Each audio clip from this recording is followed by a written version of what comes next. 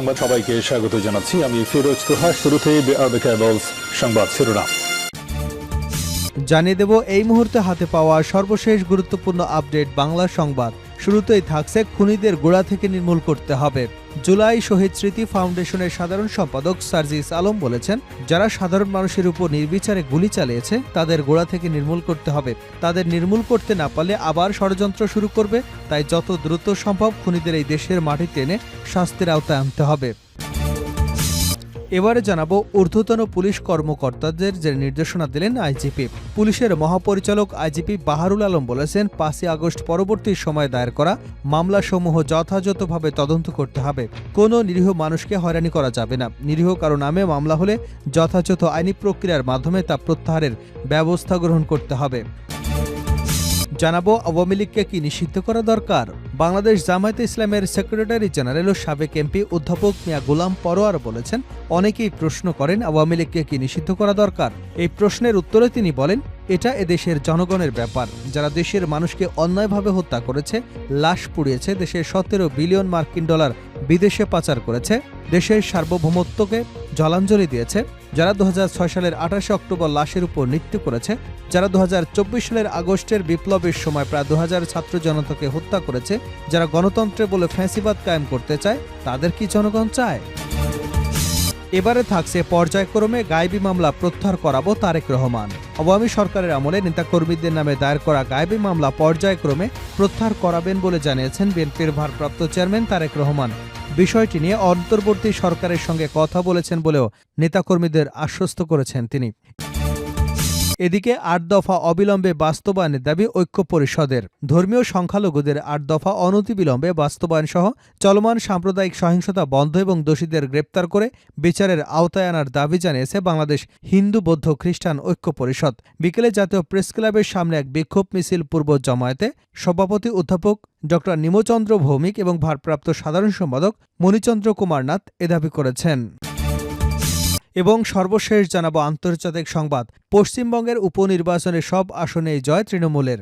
August, September, অক্টোবরে রাজনৈতিক বিশ্লেষকরা অনেকেই বলেছিলেন, রাজনৈতিক জীবনের সবথেকে কঠিন সময় পেরোচ্ছে ভারতের পশ্চিমবঙ্গ রাজ্যের মুখ্যমন্ত্রী মমতা ব্যানার্জি। তার হয়ে দুশ্চিন্তা প্রকাশ করেছেন অনেকেই। তবে যে 6টি বিধানসভা আসনে উপনির্বাচন হয়েছিল তার সবকটিতেই জয়লাভ করেছে রাজ্যের শাসক দল। এতক্ষণ শিরোনাম শুনছিলেন, এবার বিস্তারিত। প্রিয় দর্শক, আপনি যদি এই চ্যানেলে নতুন হয়ে থাকেন, ভিডিওটি দেখতে দেখতে চ্যানেলটি সাবস্ক্রাইব করে আমাদের সঙ্গে থাকুন। আর এই ভিডিও সম্পর্কে আপনি আপনার মূল্যবান মতামতটি কমেন্ট বক্সে জানিয়ে দিন। আর হ্যাঁ প্রিয় দর্শক, জানিয়ে দিন ভিডিওটি কোথা থেকে দেখছেন। খুনিদের গোড়া থেকে নির্মূল করতে হবে সার্জিস। জুলাই স্মৃতি শহীদ ফাউন্ডেশনের সাবেক সম্পাদক সার্জিস আলম বলেছেন, যারা সাধারণ মানুষের উপর নির্বিচারে গুলি চালিয়েছে তাদের গোড়া থেকে নির্মূল করতে হবে।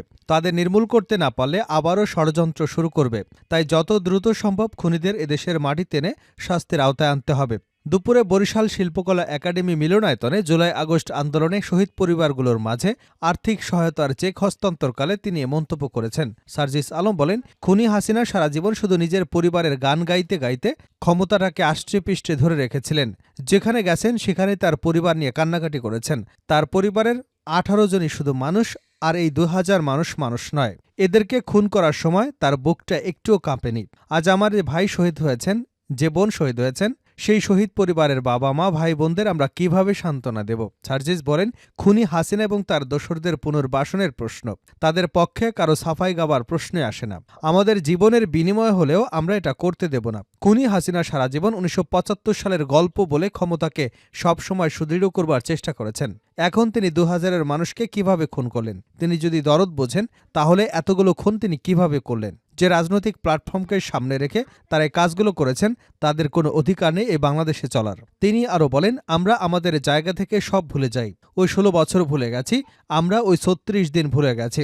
এখন আমরা নতুন কিছু নিয়ে আছি। কিন্তু এই জবাব খুনি হাসিনাকে দিতে হবে। খুনি হাসিনার দোসরদের জবাব দিতে হবে। আর এই বিষয়গুলো সমাধান না হওয়া পর্যন্ত, একটি যৌক্তিক বিচার না হওয়া পর্যন্ত এই বাংলাদেশে তাদের পুনর্বাসনের কথা যারা বলে, আমরা মনে করি খুনি হাসিনার মতো তারাও আরেক ধরনের ক্ষমতা পিপাসু লোভী। এই বাংলাদেশে তাদের বিচার হবার প্রশ্নে তাদের একটা কথা হওয়া উচিত। যাদেরকে পুনর্বাসনের প্রশ্নে তাদের পক্ষে কারো সাফাই গাবার প্রশ্নে আসে না। আমরা এটা আমাদের জীবনের বিনিময় হলেও করতে দেব না। ঊর্ধ্বতন পুলিশ কর্মকর্তাদের যে নির্দেশনা দিলেন আইজিপি। পুলিশের মহাপরিচালক বাহারুল আলম বলেছেন, ৫ই আগস্ট পরবর্তী সময়ে দায়ের করা মামলাসমূহ যথাযথভাবে তদন্ত করতে হবে। কোনো নিরীহ মানুষকে হয়রানি করা যাবে না। নিরীহ কারণ নামে মামলা হলেও যথাযথ আইন প্রক্রিয়ার মাধ্যমে তা প্রত্যাহারের ব্যবস্থা গ্রহণ করতে হবে।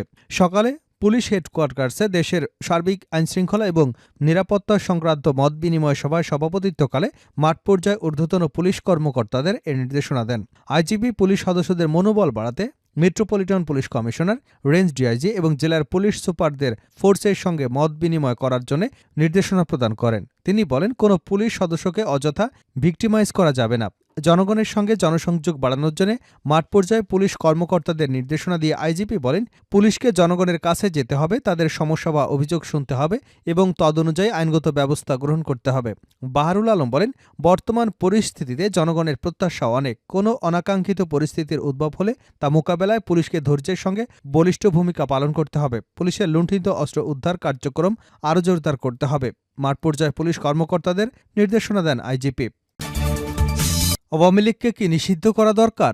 বাংলাদেশ জামায়াতে ইসলামের সেক্রেটারি জেনারেল সাবেক এমপি অধ্যাপক মিয়া গোলাম পরোয়ার বলেছেন, অনেকেই প্রশ্ন করেন আওয়ামী লীগকে কি নিষিদ্ধ করা দরকার। শনিবার সকালে বাংলাদেশ জামায়াতে ইসলামের মানিকগঞ্জ জেলা শাখা কর্তৃক আয়োজিত স্থানীয় সরকারি উচ্চ বিদ্যালয় মাঠে কর্মী সম্মেলনে প্রধান অতিথির বক্তব্যে এসব কথা বলেন। সাবেক এই সংসদ সদস্য বলেন, সাংবাদিকসহ অনেকেই প্রশ্ন করেন আওয়ামী লীগকে কি নিষিদ্ধ করা দরকার। আমি বলি, এটা দেশের জনগণের ব্যাপার। যারা দেশের মানুষকে অন্যায়ভাবে হত্যা করেছে, লাশ পুড়িয়েছে, দেশের ১৭ বিলিয়ন মার্কিন ডলার লুট করে পাচার করেছে, দেশের স্বাধীনতার সার্বভৌমত্বকে যারা হেফাজত করতে পারেনি, যারা ২০০৬ সালের ২৮শে অক্টোবর লাশের উপর নৃত্য করেছে, যারা বিডিআর হত্যাকাণ্ড ঘটিয়েছে, যারা ২০২৪ সালের আগস্ট বিপ্লবের সময় প্রায় ২০০০ ছাত্রকে হত্যা করেছে, যারা গণতন্ত্রের কথা বলে ফ্যাসিবাদ কায়েম করেছে, তাদের কি জনগণ চায়? তারা কি এদেশে রাজনীতি করবার যোগ্যতা রাখে? জনগণ এই হত্যাকারীদের বিচার চায়। এই বাংলাদেশের মাটিতেই তাদের বিচার হতে হবে। তিনি বলেন, স্বৈরাচারী হাসিনা পালিয়ে যেখানে যাবার সেখানেই গেছেন, তবে তিনি থেমে নেই, একের পর এক ষড়যন্ত্র করে যাচ্ছেন। জুডিশিয়াল coup, আনসার কাণ্ড, গার্মেন্ট সেক্টরে অশান্তি, বিদ্যুৎ সেক্টরে ষড়যন্ত্র, পুলিশ প্রশাসন সহ সর্বত্র ষড়যন্ত্র করবার চেষ্টা করে যাচ্ছে। দেশপ্রেমিক ছাত্র জনতা, সেনাবাহিনী কোনো ষড়যন্ত্র সফল হতে দেয়নি। তিনি আরও বলেন, দেশবাসী সজাগ আছে, আগামীতেও কোনো ষড়যন্ত্র সফল হতে দেবে না ইনশাল্লাহ। বিগত জালেম সরকার জামায়াত শিবির, বিএনপি সহ বিরোধী দলের নেতাকর্মীদের উপর অমানসিক জুলুম নির্যাতন করেছে, হত্যা গুম করেছে। এ সময় ফ্যাসিস্টদের সরকারের পতনের জন্য যারা আন্দোলন করেছে, তাদের একসাথে থাকতে হবে। সকলকে ঐক্যবদ্ধভাবে নির্বাচন করলে আওয়ামী লীগের কবর রচনা হবে ইনশাল্লাহ। গোলাম পরোয়ার বলেন, বিগত ১৫ বছরে বিসিএস পরীক্ষাসহ সকল ক্ষেত্রে দুর্নীতি করে আওয়ামী ক্যাডারের বিভিন্ন সেক্টরে চাকরি দেওয়া হয়েছে। আমরা সচিবালয়ে গেলে এখনও আওয়ামী লীগের দুর্গন্ধ পাই। দেশের সকল গুরুত্বপূর্ণ স্থানে ফ্যাসিবাদের দোসরা বসে আছে। এদের রেখে যদি কোনো নির্বাচন দেওয়া হয়, তাহলে আগের মতোই কারচুপি নির্বাচন হবে। মনে রাখতে হবে, আবার ফ্যাসিবাদ এবং তাদের মাস্টার মাইন্ড ফিরে আসুক, সেই সুযোগ পাবে। তাই সকল ক্ষেত্রেই সংস্কার করে যত দ্রুত সম্ভব একটি সুষ্ঠু নির্বাচন দিতে হবে। তিনি আরও বলেন, সংস্কার না করে যেমন নির্বাচন দেওয়া যাবে না, আবার খুব বেশি বিলম্বও করা যাবে না, কারণ বিলম্ব করলে ফ্যাসিস্টরা ফিরে আসবার পায়তারা করবে। সম্ভব হলে আগামী ডিসেম্বরের পরে নির্বাচনের একটি রোডম্যাপ ঘোষণা করুন। তবে বেশি তাড়াহুড়ো করে কোনো মতে একটি নির্বাচন দিলে দেশের সকল অর্জন নষ্ট হয়ে যাবে।